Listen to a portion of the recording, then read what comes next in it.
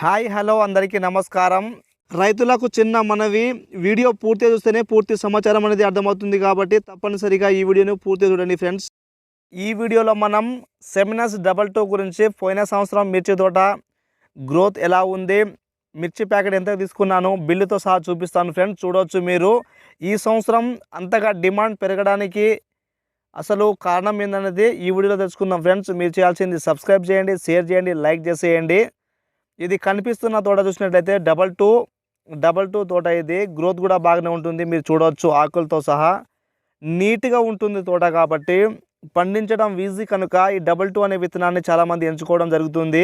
సెమినస్ 22 ఈ తోట మీరు చూసినట్లయితే కాయ సైజ్ చాలా పొడుగ్గా ఉంటుంది, మీరు గమనించవచ్చు. లాస్ట్ వరకు కాయ సైజ్ కూడా అంతే ఉంటుంది. కాబట్టి దీన్ని ఎక్కువగా రైతులు తీసుకోవడం జరుగుతుంది.